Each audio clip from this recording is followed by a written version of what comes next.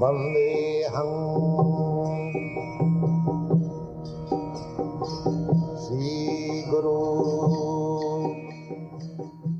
The following is a class on the Srimad Bhagavatam, 6th Canto, 1st Chapter, text number 28, given by His Divine Grace, A.C. Bhaktivedanta Swami Prabhupada, recorded on the 28th of May, 1976, in Honolulu, Hawaii. Sri Rupam Chakrajatam. Translation. Ajamil then saw three awkward persons with deformed bodily features, fierce, twisted faces, and hair standing erect on their bodies.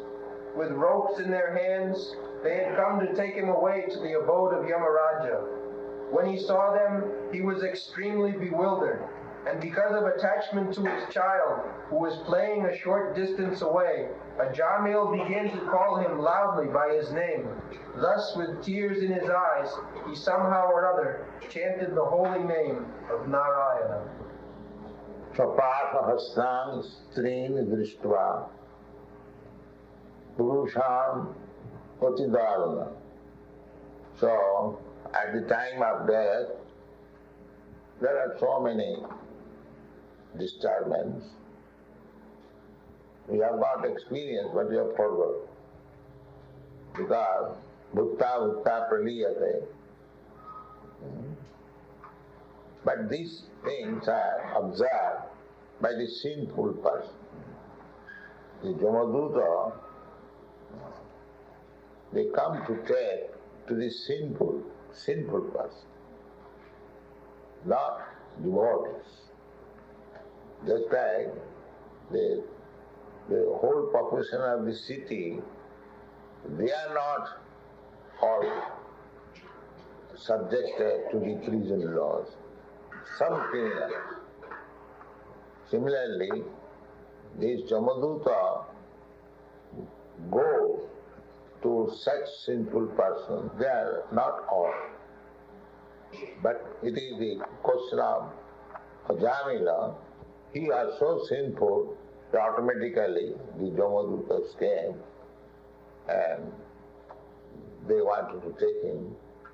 The description of the Jamaduta is there, that twisted face and very ugly looking, very fierce food, and with ropes in the hand. So naturally he was very afraid, and he was attached to his son. So naturally he wanted to call somebody to save him. So he called his affectionate son, whose name was Narayana. This is the opportunity.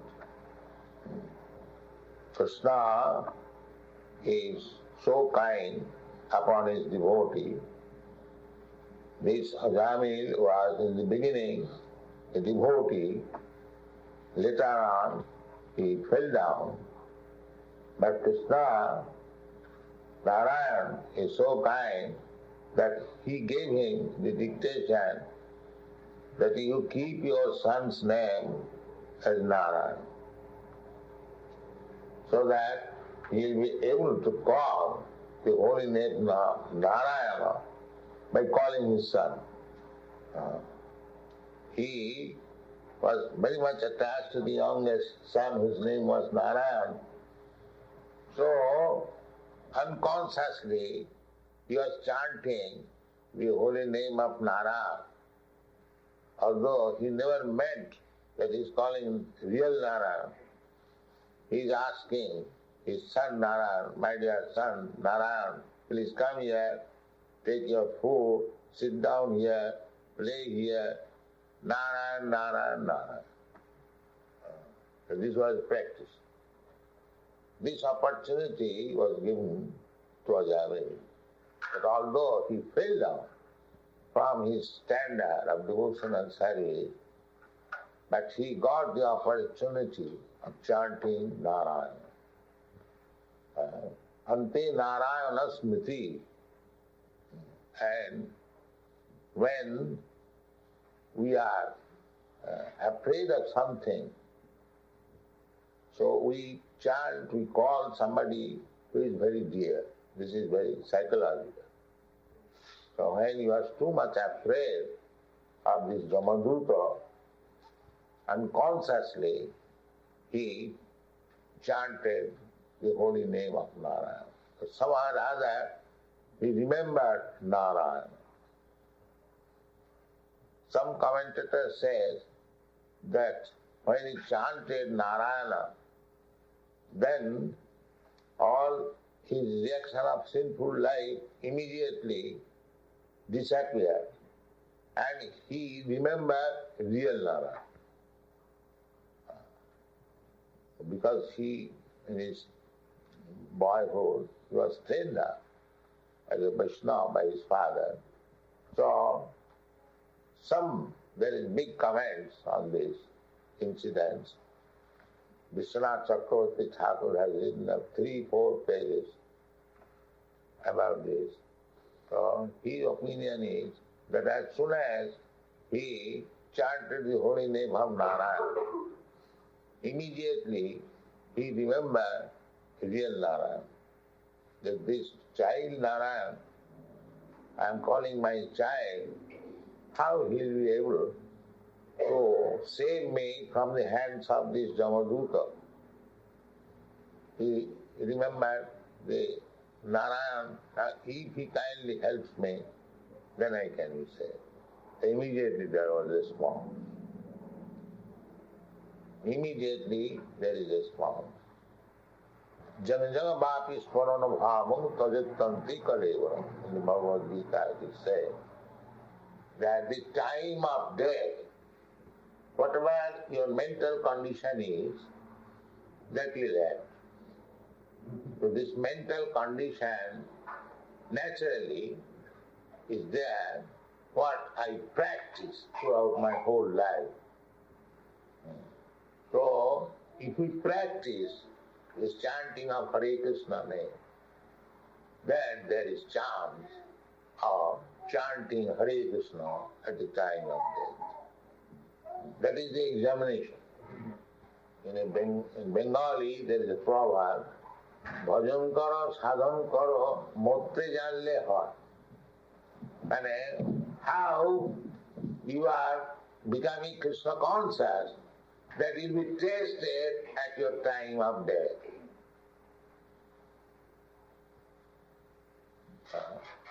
If we practice throughout whole life Hare Krishna, then there is good chance of chanting Hare Krishna, because at the time of death everything becomes disorder. The tongue becomes disordered, the mind becomes disordered. There is a verse by Kulaseka. He was praying to Lord, Adaiva Vishatumi me mana sarajahans prana prayana samaye kahuvakapitto smaranam kutaste. He was praying to the Lord, my Lord Mukunda, now I am healthy, very strong. Everything is all right. My mind is in all right, my health is in all right. So, I am praying to you, let death come immediately, so that I can soundly remember your name. Otherwise, natural death, it may be that on account of dissolution of the arrangement, physiological arrangement of the body, just like in sleep we forget everything. In sleep we forget everything. The subtle mind, intelligence, what? I am sleeping in a nice bed, but mind and intelligence have taken me far away in the desert. And I am seeing I am in the desert. That is happening daily. Dream means the stock in the mind of our experience past, maybe many, many years past. But the stock is there, sometimes they come. That is dream. That time you will find in a lake, all of a sudden, that is discussed in psychology also, how this remembrance comes all of a sudden. So the example is given, just like in a lake, all of a sudden you will find there is a bubble. So similarly, the mind is the subtle matter that is described in the Bhagavad Gita, Bhumi Rapa Anala Vayu Khang Mano. This gross is this land, Bhumi, earth. So water is little more subtle. That's right, in land you can stand, but in the water you cannot stand. It has become little subtle. And then fire, and then air, and then ether. This is the position, from gross to subtle. And then mind, still finer than the ether is the mind. And then intelligence, and then false ego, and then the soul. These are the different positions. So we have to go to the platform of soul, that is spiritual education. But there are so many other stages. Somebody is stopping in the mind. He is thinking that this is the final. Philosophy, poetry, imagination, the mind, mental as we see, mostly the Western philosophers, they are stuck up on the platform of mind. They are thinking that this is the final. So far I have studied, only Socrates, he has reached up to the point of soul. Otherwise all Western philosophers, they are on the mental platform. So anyway, we have to go farther. So the dreaming is the function of the subtle body, namely mind, intelligence and falsehood. You are not free, the subtle body. So those who have no knowledge how material things are acting, covering the soul, they at most they can think of the mind, the activities of the mind, thinking, feeling, willing, psychology, or writing some books, some mental speculation, philosophy. They think this is fine. But that is not fine. You have to go further to the intellectual platform, then egoism, then soul. That is described in the Bhagavad Gita. Indriyani pararahu, indriyabha paramanaha, manasastu paro buddhi, buddhestu ja parasa. Krishna is giving all intelligence. You have to gross understanding these indriya, the senses. So, those who are in the lowest stage of knowledge, they are in the bodily concept of life. The indriya, the senses. That's like cats and dogs. They cannot think more than that. So, but Krishna advises, no, don't stop here. Indriyani parara. Bodily concept of life, sense, pleasure, they think it is all. There is no more other place. Those who are little above than the bodily concept of life, they find pleasure in the mind. And further, they find pleasure in intellectualism. In this way, the thing is very complicated. It requires very cool brain to understand all these things. But those who are meat eaters, they are very dull. They cannot understand. For them, the subject matter is very, very difficult. That is described in the Srimad Bhagavatam, Nidvitta tarsai rupaviyamana bhavo sadi chotra manovirama kav uttama sroko gunanuvada virajati pumani vina pasugna. Pasugna. Pasu means life, a living entity. Pasugna. Gna means killer. So unless one who is killing himself or killing this animal, both are killing. The killing of the animal in the slaughterhouse, that is gross killing. And another killing is one who is killing himself without knowledge. That is also killing. He got this human form of life, but without sufficient knowledge, he is killing himself. Manga prapya.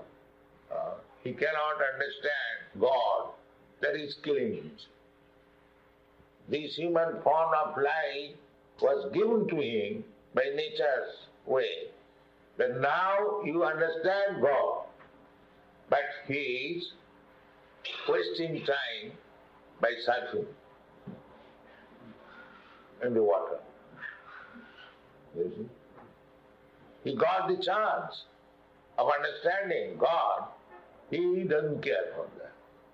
He's unnecessarily laboring whole day in the sea, so that he's developing a mentality at the time of, he'll think of swimming in the water, and the subtle body will carry him to the peace journey. The subtle body, the transmigration of the soul means when the gross body stops, the subtle body, just like, this is very easy to understand, little brain is required. Just like when you sleep, your gross body is on the bed, but the subtle body takes you somewhere. So the transmigration of the soul takes place carried by the subtle body. And mukti means when there is no more working of the subtle body. This day, this annihilation of this gross body, that is not mukti. Because this subtle body will work. And subtle body will carry you to the next gross body. The soul will be carried by the subtle body, and according to his mentality, nature will put him into the seminar of a certain father, and the father will inject the seminar within which the soul is there, and then again with the mixture of oven and cement, there will be formation, a pea-like body, and the soul is there, and he will develop. Then there will be 9 holes, hands and legs, and when they complete, comes out. Again, beginning of chapter.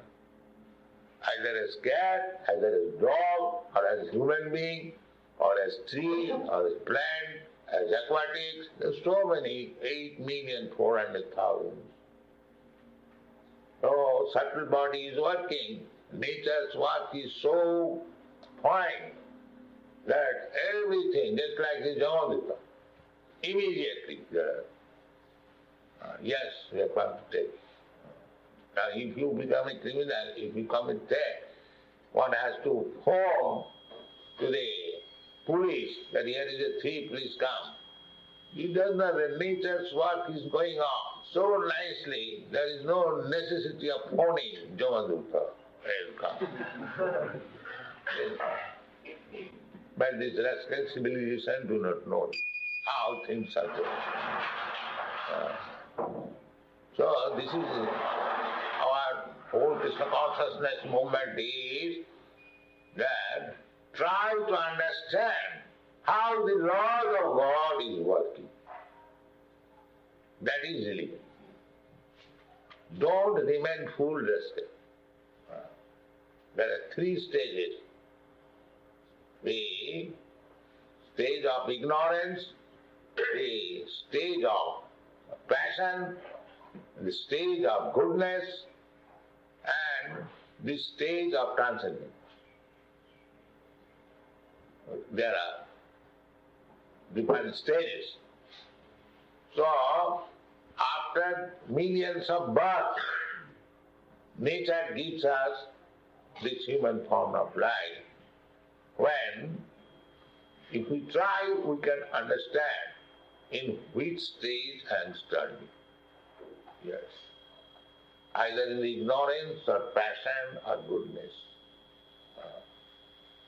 And to understand these, there are books.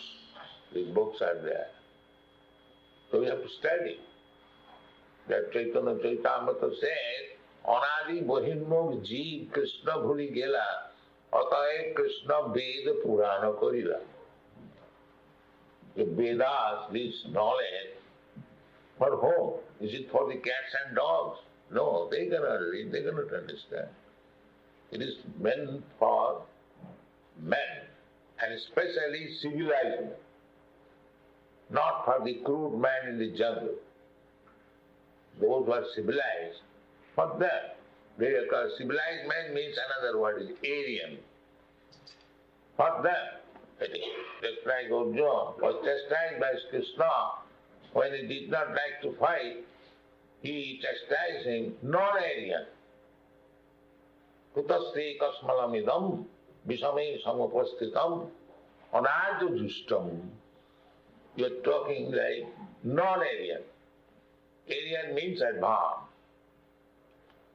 So if you claim to belong to the Aryan family, then it is your duty to study Vedic literature and understand your position and make your life successful.